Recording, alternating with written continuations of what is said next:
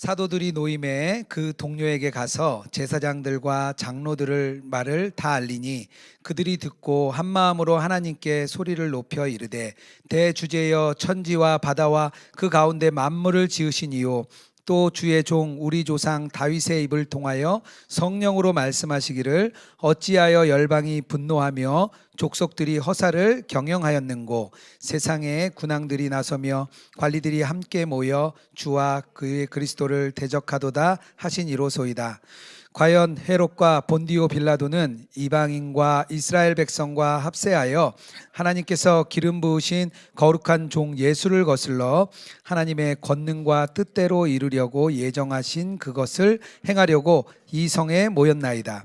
주여 이제도 그들의 위험함을 굽어보시고 또 종들로 하여금 담대히 하나님의 말씀을 전하게 하여 주시오며 손을 내밀어 병을 낫게 하시옵고 표적과 기사가 거룩한 종 예수의 이름으로 이루어지게 하옵소서 하더라. 빌기를 다음에 모인 곳이 진동하더니 우리가 다 성령이 충만하여 담대히 하나님의 말씀을 전하니라. 아멘. 성공하는 영화에 이렇게 패턴이 있대요. 제가 이렇게 책을 보니까 그런 내용이 있더라고요. 처음에는 이제 주인공이 등장해서 굉장히 행복한 시기를 막 보내다가 이제 주인공에게 위기가 옵니다. 근데 위기가 오고 나면 이제 넘어지는 거죠. 넘어지고 나서 이제 못 일어나요. 근데 그때 어떤 조력자가 이렇게 나타납니다. 그래서 그 조력자가 막 도와줘요. 그러면서 위기를 딱 돌파하는 요 과정이 없으면 영화가 잘 안 된대요. 영화가 사람들이 좋아하지 않는다는 거예요. 그러니까 위기가 있어야 되는 거예요. 위기가 없으면 영화 재미가 없고 인생에도 만약에 위기가 없으면 되게 지루한 인생이 아마 될 것 같아요. 저희 아들이 고3인데 굉장히 이렇게 낙천적이에요. 하고 싶은 것도 없고 하는 것도 없어요. 그래서 물어보니까 자기는 고난이 없대요. 고난이. 그러니까 그냥 이렇게 쭉 가는 거죠. 제가 그 아들에게 고난이 분명히 올 거다 이렇게 얘기를 해줬습니다. 우리가 인생에서 다양한 위기를 겪는 것 같습니다. 여기처럼 우리가 지금 세상에서 나가서 산다고 우리가 뭐 복음을 전한다 그래서 우리가 뭐 박해를 받거나 고난을 받지 않죠. 뭐 자기가 좀 일찍 1시간 일찍 가서 직장에 앉아서 큐티를 한다고 해도 아무도 뭐라고 할 사람이 없어요. 하지만 다양한 고난이 있죠. 우리에게는 다양한 위기가 찾아옵니다. 그리고 그 위기를 우리들이 맞게 되는 거죠. 그리스도인들도 다 똑같이 위기를 맞습니다. 위기를 겪고 싶어하는 사람은 없겠죠. 누구나 없죠. 하지만 위기가 있다는 것, 그게 우리 인생에 연결되는 점입니다. 그래서 저는 오늘 그리스도인들은 어떻게 하면 이 위기가 올 때 그것을 극복해 나갈지 오늘 본문을 통해서 좀 알아보고자 합니다. 먼저 위기가 올 때 가장 먼저 중요한 게 상황을 파악해야 돼요. 이게 무슨 상황인가를 좀 파악을 해야 됩니다. 대제사장, 장로, 서기관들, 이렇게 사내들인이라고 그랬죠. 가장 유대에서 가장 영향력 있는 분들이 이제 박해를 이제 시작했잖아요. 세 가지를 거부했다고 말씀드렸습니다. 메신저, 메시지, 그리고 메시지로 인한 결과들, 요 세 가지를 이제 거절한 거죠. 이 권력자들은 비슷했을 거예요. 아마 베드로와 요한을 붙잡은 것처럼 예수님도 붙잡았죠. 그래서 예수님 십자가에 못 박았잖아요. 그러니까 아마 그런 두려움도 있었을 것 같아요. 하지만 아직까지는 이렇게 박해가 적극적으로 시작되지는 않았습니다. 그래서 저는 아직 위기라고 표현을 하고 싶습니다. 오늘의 상황이 위기입니다. 근데 이 위기가 온 이유를 성경에서는 뭐라고 얘기를 하냐면요. 오늘 25절입니다. 다윗의 시편을 이용해서 그 이유를 말합니다. 또 주의 종 우리 조상 다윗의 입을 통하여 성령으로 말씀하시기를 어찌하여 열방이 분노하며 족속들이 허사를 경영하였는고. 박해하는 이유가 두 가지라고 나오는 거예요. 세상이 분노하고요. 또 하나 족속들이 허사를 경영하기 때문에 박해가 있다. 세상에 위기가 있다고 말을 하는 겁니다. 여기서 이 열방은 뭐 세상을 말하는 거고요. 족속이라고 말할 때는 보통은 성경에서 이스라엘 백성을 말합니다. 그러니까 열방도 문제고 이스라엘 백성들도 문제였다고 얘기를 하는 겁니다. 그러면서 다윗이 어찌하여 너무 답답해하는 게 느껴지죠. 세상이 이렇게 분노하고 있어요. 분노를요 제일 잘 이해하기 쉬운 그림이 있는데 어떤 거냐면 막 폭풍우가 치는 바다, 그 폭풍우가 치는 바다를 생각하면 그게 분노라고 생각하시면 될 것 같아요. 이 마음속에 막 폭풍우가 일어나는 거예요. 그러니까 막 주체를 못하는 거죠. 이게 분노라는 겁니다. 세상이 분노하죠. 하나님을 떠난 삶은 분노할 수밖에 없어요. 하나님이 안 계시니까요. 근데 이때뿐 아니라 로마는 계속해서 이스라엘 그리스도를 계속 박해를 했습니다. 그 이유가 뭐냐면 관직을 거부해요. 그리고 그때 당시에 시민 생활을 하려면 뭔가 이렇게 맡아서 일을 해야 됐거든요. 그런 것도 거절해요. 그리고 사회의 기초를 다지는 그런 곳에 참여를 안 합니다. 왜냐하면 제사 지내고 우상 숭배해야 되니까 그리스도인들이 참여를 안 해요. 그러니까 이들이 막 분노를 하는 거예요. 또 하나는 뭐가 있냐면 자기들이 만드신, 그리스도가 만드신 예수님이잖아요. 예수를 로마의 신들과 같은 반열에 올려버린 거예요. 그러니까 로마 사람들이 계속해서 분노를 합니다. 그래서 교회를 계속 박해를 해요. 계속 313년까지 박해를 하게 됩니다. 요즘 사람들도 분노 조절 장애가 있죠. 아예 분노 조절 장애가 있어서 너무 힘들어하는 분들이 많습니다. 저희 예수동행 운동에서 동행일기를 쓰게 하잖아요. 욕을 쓰시는 분이 계세요. 몇 분 계세요. 그래서 같이 쓰는 분들이 너무 힘들어 하시는 거예요. 이게 그냥 혼자만 쓰는 게 아니니까. 그리고 또 그 분노를 못 참아 가지고요, 다른 사람에게 막 댓글을 달아요. 이번 주도 좀 어려운 일이 좀 있었는데 이제 연락해 보면 마음에 그 막 분노가 있어요.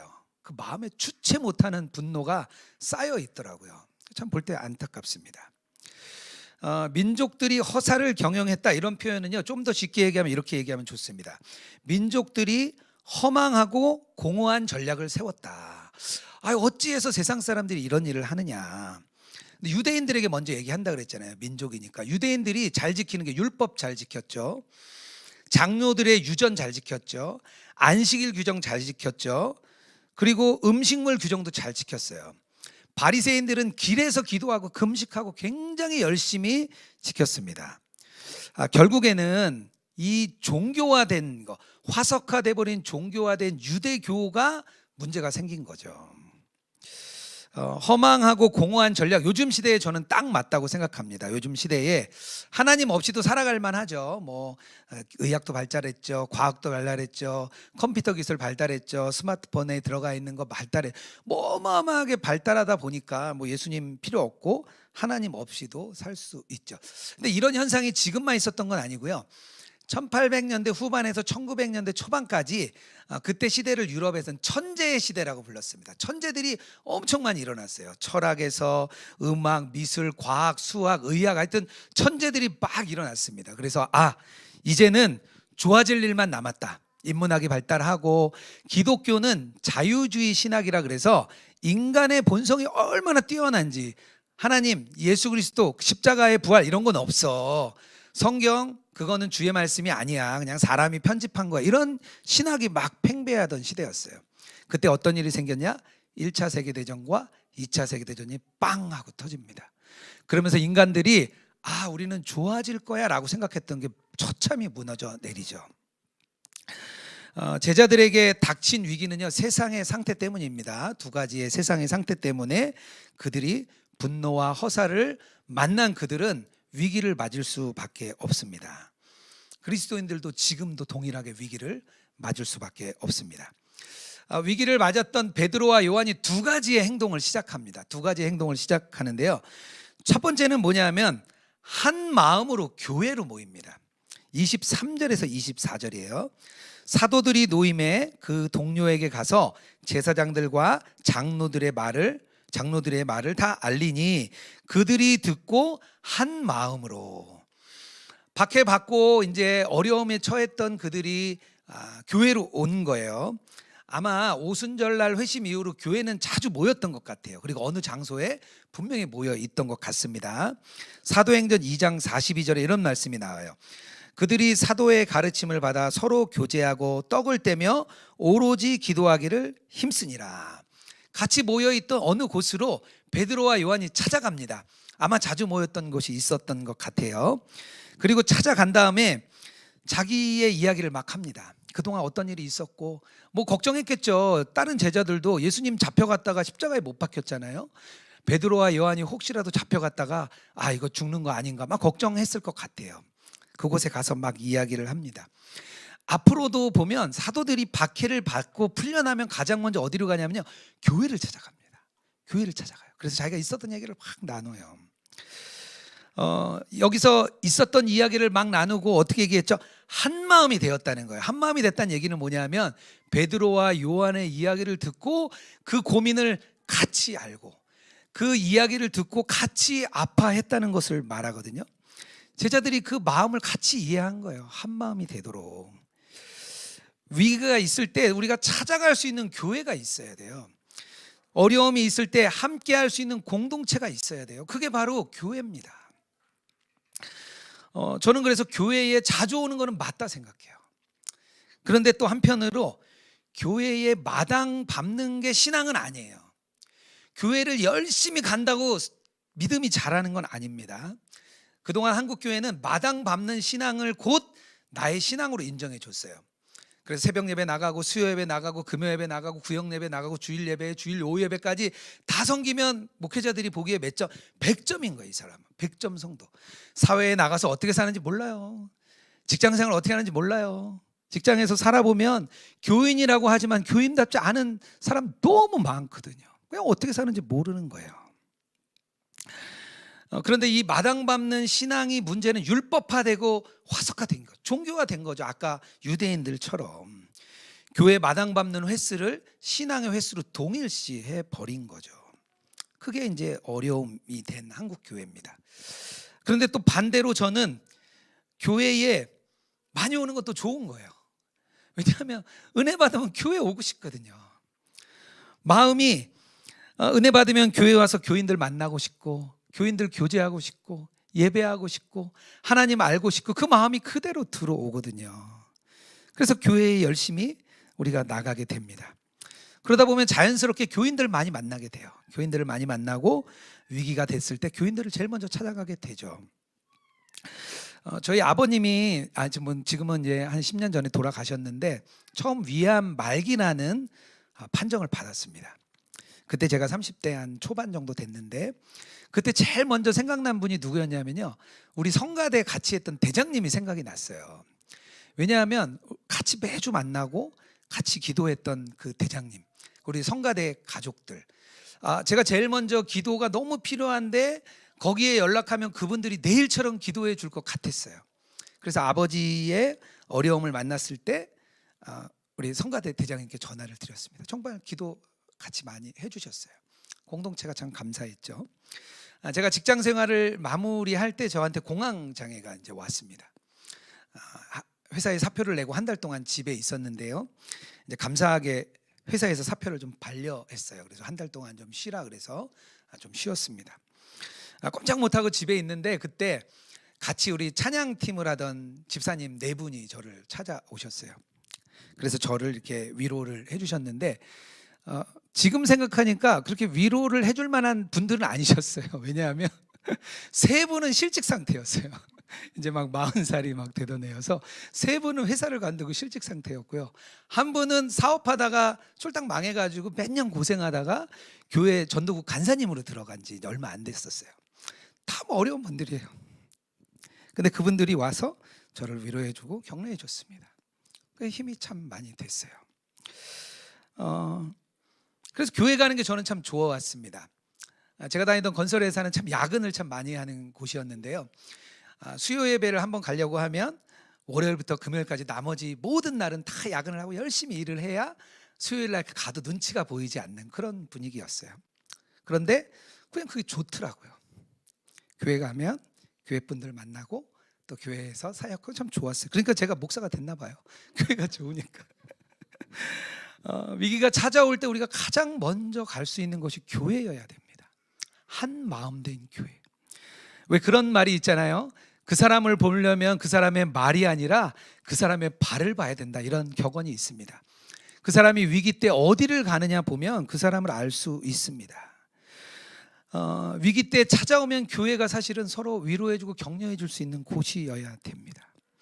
한 마음이 될 수 있는 곳, 그분의 이야기를 듣고 함께 기도해 줄 수 있는 그런 것이 교회인 거죠. 저는 로그인 처치가 그런 교회가 됐으면 좋겠습니다. 새 가족들 오시고 제가 이렇게 통화를 해보면 그런 얘기들을 많이 하세요. 교회가 필요했다고 그런 얘기들을 많이 하세요. 교회에 다니고 있고 다녔었고 그런 경험들이 있는데도 불구하고 나의 교회가 된다는 건 좀 특별한 일인 것 같습니다. 지난주에 새로 등록하신 집사님이 저에게 전화하셔서 기도 제목을 좀 나눠주셨어요. 너무 감사했습니다. 근데 되게 미안해 하셨어요. 등록한 지 얼마 안 되셨는데 자기가 너무 어려운 기도 제목을 나눈 거 아닌가 미안해 하셨어요. 그래서 너무 감사하다 했어요. 집사님 교회가 그런 곳이죠. 저도 같이 기도할 수 있어서 너무 감사합니다. 이렇게 나누었습니다. 근데 이게 뭐 목회자 혼자만의 힘은 안 되는 것 같아요. 우리 함께하는 우리 교우들, 또 우리 함께하는 동역자들, 함께 로그인 처치에 참여한 우리 모든 교우들이 함께 할 때 그런 교회가 되는 것 같습니다. 한 마음으로 모일 수 있는 한국 교회가 정말 많이 일어나기를 주님의 이름으로 기도하고 싶습니다. 위기 때 두 번째 한 행동이 있는데요. 어떤 행동이냐면 하나님에 대한 신뢰를 가지고 기도했다는 거예요. 24절 말씀입니다. 하나님께서 소리를 높여 이르되 대주제여 천지와 바다와 그 가운데 만물을 지으시니요. 기도를 했죠. 기도를 한 마음으로 기도했는데 어떤 기도를 하냐면요, 하나님을 신뢰하는 기도를 합니다. 하나님, 여기서 하나님을 뭐라고 얘기하냐면 대주제여라고 얘기를 합니다. 대주제는 어떤 뜻이냐면 아무도 도전할 수 있는 엄청난 권세를 가진 사람을 대주제라고 말을 합니다. 대주제라고 하나님을 정해놓고 기도를 하는 거예요. 그리고 또 뒤에 뭐라고 하죠? 천지와 바다와 그 가운데 만물을 지으시니요. 그러니까 이런 거죠. 하나님이 모든 것 다 지으셨는데 이 정도 어려움 하나님이 감당해 주시겠죠. 하나님 모든 것 다 하시고 모든 능력이 있으신데 우리의 어려움 아래면 주님이 하시겠죠. 이런 신뢰로 기도하는 겁니다. 하나님에 대해서 우리가 신뢰하는지 안 하는지 언제 보면 알 수 있냐면요, 나한테 위기가 닥쳐오면 알아요. 사실 평안할 때는요 몰라요. 그냥 신앙생활을 내가 잘하고 있다고 생각합니다. 교회에 가서 예배 드리고 교회에 헌신하고 하면 잘하고 있지 보통 이렇게 생각을 해요. 교회 문화에 아마 흠뻑 젖어 있을 수도 있습니다. 그런데 어느 날 위기가 닥쳐오면 어떤 일이 생기냐면 교회가 나한테 아무 의미가 없다는 게 느껴져요. 그럼 너무 막 충격을 받는 거예요. 왜 나한테 믿음이 없는 거지? 나는 전통적인 신앙생활 남들 하는 대로 신앙생활 했는데 왜 내가 아무 믿음도 없는 거지? 왜 나의 신앙이 나한테 아무 도움도 안 되는 거지? 그때 충격을 받는 거예요. 나는 과연 그리스도인이었나? 그럴 때 내가 하나님을 신뢰했나? 한번 생각해 봐야 돼요. 그냥 나의 기도만 그냥 계속해서 내가 원하는 거 하나님 이거 주세요, 이거 주세요, 이거 주세요, 이거 해결해 주세요 이렇게만 기도했는지, 아니면 진짜 하나님을 신뢰하면서 하나님의 역사를 위해 기도했는지 위기가 오면 알 수 있습니다. 하나님을 신뢰하는 사람은요, 하나님이 어떤 분인지 알아요. 하나님이 그 어려운 상황 가운데서 우리를 지키실 것이라는 것을 압니다. 이 뒤에 계속 그런 얘기들이 24절에서 34절까지 나옵니다. 대적들의 음모가 크죠. 하지만 하나님의 역사 속에 있습니다. 하나님의 예정 속에 있습니다. 그리스도와 고난과 십자가, 그것을 통해서 우리가 의지하며 나갑니다. 우리가 고난 속에서 하나님의 말씀을 전하게 해주십시오. 우리가 예수님의 이름으로 기적과 표적이 나타나게 해주십시오. 그걸 막 간구하는 거예요. 하나님을 막 신뢰하면서요. 그리스도인의 삶이 참 특별해요. 특별한 삶이죠. 그런데 그 길이요, 기도 없이는 갈 수가 없습니다. 기도는요, 우리 그리스도인의 삶에서 일어나는 모든 것을 알 수 있는 언어예요. 언어. 기독교의 언어를 다른 말로 기도라고 말을 합니다. 기도를 통해서 하나님의 음성을 듣고 기도를 통해서 우리의 마음을 주님께 올려드리는 거죠. 그리스도인들의 언어인 거예요. 미국에 여행 가면 영어로 소통해야죠. 프랑스 식당에 가면 프랑스어로 주문을 해야죠. 교회에 오면 그리스도인이 되면 그 길을 걸으면 그리스도의 언어인 기도로 주님과 대화를 하는 겁니다. 남유다의 히스기야 왕이라고 너무 유명한 왕이 있죠. 우리가 잘 아는 것처럼 히스기야 왕이 열왕기 하 19장에 보면 이런 내용이 나옵니다. 아수르가 쳐들어와요. 점점 쳐들어와서 북이스라엘을 망하게 했죠. 그러면서 계속 쳐 내려와서 이제 예루살렘만 남았습니다. 엄청난 아수르라는 이 왕국의 강력한 힘이 남았습니다. 그때 이 히스기야가 너무 두려워해요. 그들이 편지를 보내고 너희가 항복하라는 말을 듣고 너무 막 두려워합니다. 그리고 그때 어떻게 하냐면 이사야 선지자에게 사람을 보내요. 이사야 선지자에게 막 물어봐요. 그때 이사야 선지자가 말씀을 보냅니다. 주의 말씀을 듣고 그것을 히스기야 왕에게 알려줍니다. 그제서야 히스기야 왕이 하나님 앞에 서는데 어떤 마음으로 쓰냐? 하나님을 신뢰하는 마음으로 씁니다. 열왕기와 19장 15절에 이렇게 나옵니다. 그 앞에서 히스기야가 기도하여 이르되 그룹들 위에 계신 이스라엘의 하나님 여호와여, 주는 천하 만국의 홀로 하나님이시라. 주께서 천지를 만드셨나이다. 히스기야 왕이 그제서야 하나님을 막 신뢰하면서 기도합니다. 그리고 어떤 일이 일어나죠? 아수르 왕국의 18만 5천 명이 하루에 죽는 사건이 일어납니다. 성경에서 이렇게 나오는데요, 역사에서 뭐라고 얘기하냐면 어느 순간 알 수 없는 순간 아수르가 갑자기 무너져 내립니다. 막 승승장구하던 아수르라는 나라가 역사 속에 아주 무너지는 일이 생깁니다. 이유를 알 수 없다고 거기에 나와요. 역사가들은 모르죠. 이런 일이 있었는지 모르는 거예요. 스가랴 8장에 보면 이런 말씀이 있습니다. 22절에서 23절인데요. 많은 백성과 강대한 나라들이 왕 대신 여호와를 찾고 그를 경배할 것입니다.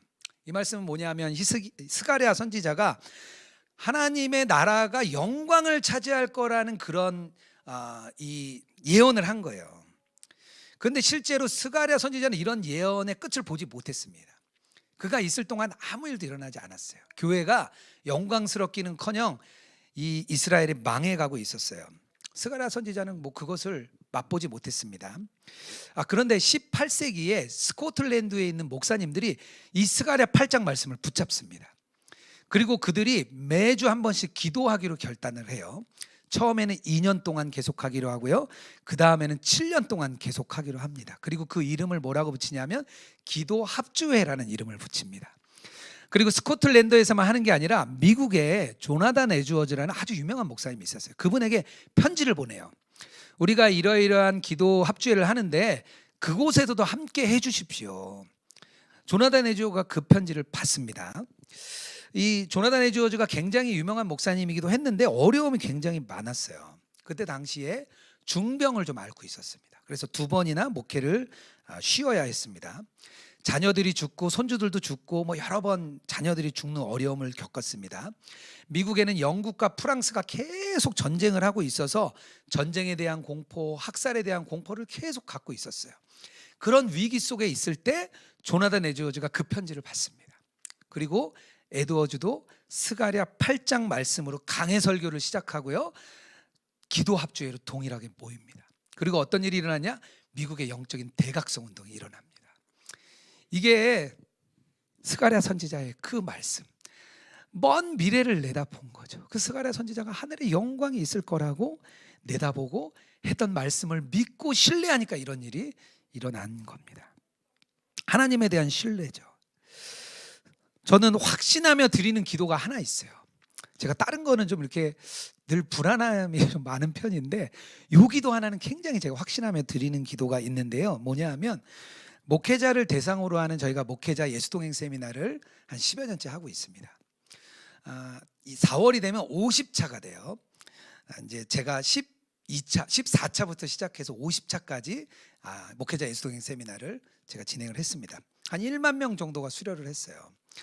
근데 목회자 대상으로 하는 세미나는요, 한 성도님들보다 10배는 어려운 것 같아요. 성도님들이 오히려 너무 좋아요. 이렇게 반응도 잘해주시고 되게 순종도 잘해주세요. 목회자들은 굉장히 어렵습니다. 그리고 이렇게 앉으시면 보통 팔짱을 끼고 딱 앉아서 얼마나 잘하나 보자, 딱 이런 표정으로 이렇게 바라보십니다. 준비를 해서 나갈 때 어떤 때는 선교지에도 가고 지방에도 갑니다. 준비는 잘했는데 막상 가보면 전혀 환경과 여건이 다를 때가 많아요. 마치 공연을 하러 갔는데 마이크도 안 되고 조명도 안 되고 음향도 안 되는 것처럼 그런 일이 참 많습니다. 그런데 제가 오래 했잖아요. 한 번도 주님이 역사하지 않은 적이 없었어요.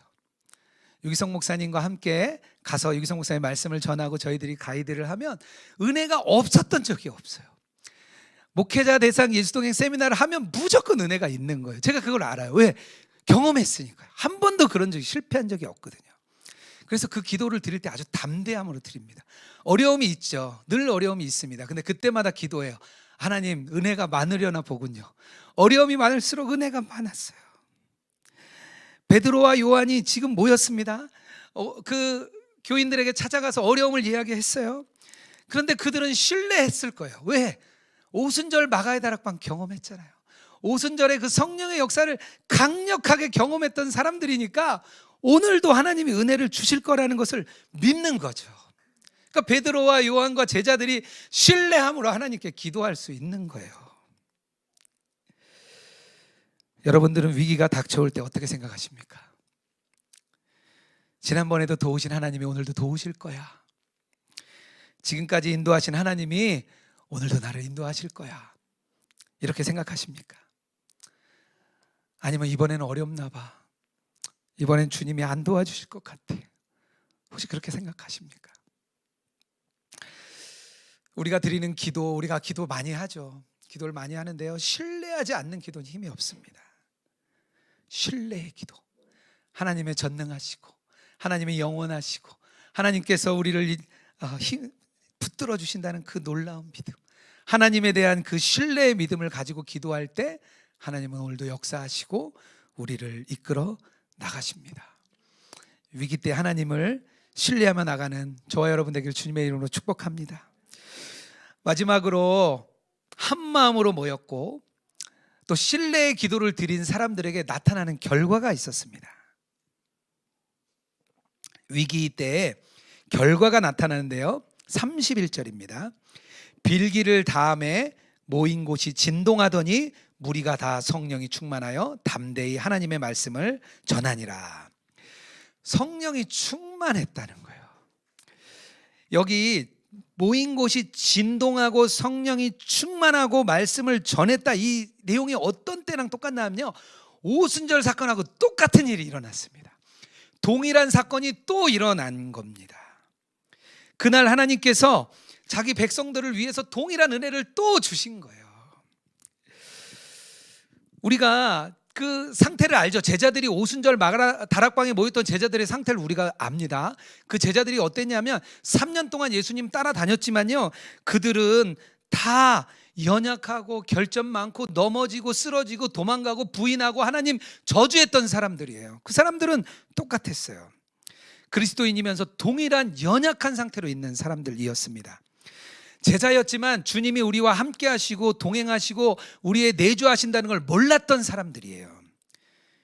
최선을 다해 신앙생활 했고 열심히 예수님 따라다녔고 예수님과 열심히 전도했던 사람들이었습니다. 그들이 오순절 마가의 다락방, 그 축복이 임하니까 완전히 변했잖아요. 예수님의 영이신 성령님이 그들에게 임할 뿐만 아니라 그들을 뭐라고 얘기하냐면요, 새 창조라고 얘기를 합니다. 고린도후서 5장 17절을 제가 표준 세번역으로 읽어볼게요. 누구든지 그리스도 안에 있으면 그는 새로운 피조물입니다. 옛것은 지나갔습니다. 보십시오, 새 것이 되었습니다. 그날 새 사람이 됐습니다. 새 창조가 일어난 거죠.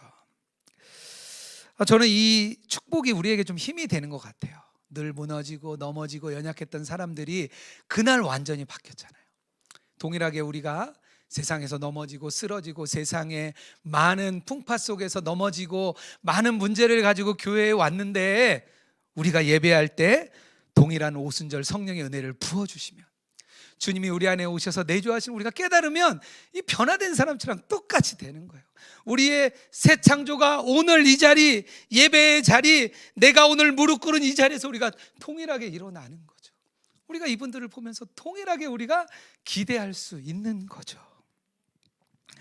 우리가 계속해서 어디로 가야 되냐면요, 오순절 그 성령 강림 사건을 우리가 자꾸 돌아가야 돼요. 우리가 심령이 메마르고 우리 마음이 무너지고 우리가 어려울 때 어디로 간다고요? 오순절 마가다락방에 그때로 돌아가야 돼요. 우리 제자들이 그때로 다시 돌아가니까 하나님이 동일한 은혜를 주셨죠. 우리가 위기가 찾아올 때 나의 발이 어디로 가는지 잘 점검해 보시기 바랍니다. 위기가 찾아올 때 내가 하나님을 신뢰하며 기도했는지, 위기가 찾아올 때 나의 가족 같은 교회 공동체에게 나의 어려움을 내어 놓았는지, 그것을 우리가 잘 점검하고 나갔으면 좋겠습니다. 예수 그리스도, 우리 안에 계신 그분, 위기 때 우리가 찾아갈 그분입니다. 멀리 계신 분 아니고요, 이미 우리 안에 오셔서 우리와 함께 하시고 우리와 동행하시고 우리 안에 늘 역사하시는 그분입니다. 그분께 나아가는 저와 여러분 되기를 주님의 이름으로 축복합니다.